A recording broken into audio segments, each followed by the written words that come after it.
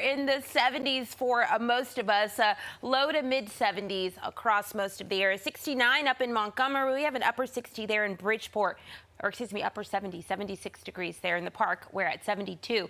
Our humidity has looked very similar for most parts of the day, pretty low, but we are starting to see some of those numbers get higher, especially the further west you are from the city, as our rain and storms do begin to approach the area.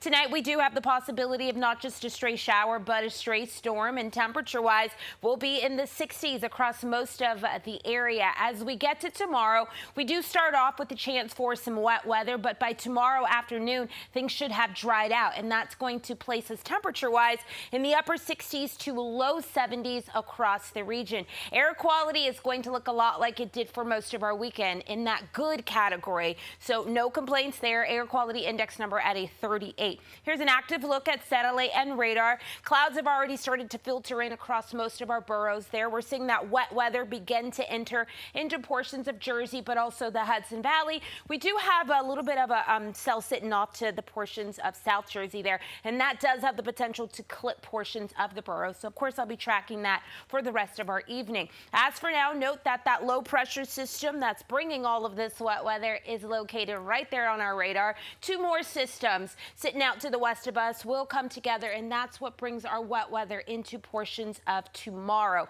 Tomorrow afternoon, expected to dry out. That dry weather will move through the rest of our week. So Tuesday, we'll get plenty of sunshine and low humidity under high pressure. High pressure will influence our weather pattern for most of next week. So Wednesday and Thursday looking quite lovely there. Tropical storm Nigel, wanted to check in on it. You'll see it right there, still organized. Those sustained winds going at about 65 miles per hour, and it does continue on its northwest track, moving at about 13 miles per hour. That does start to intensify as we get through our work week.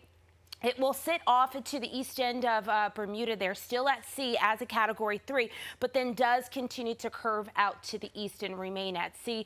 Checking back in on Margot, not much happening here either. Winds moving at about 40 miles per hour on its west-northwest track. Expect it to stay at sea as well. And as we continue to move through this week, note that we only have 6 days until the first official day of fall happens here. And you'll see temperature-wise, it is definitely going to feel like that through most of our week. We get rid of that wet weather the early parts of tomorrow, and then sunny and seasonable temperatures, and we are expected to be dry through the rest of our work week. And again, fall does arrive on Saturday, and the weekend is looking pretty nice there.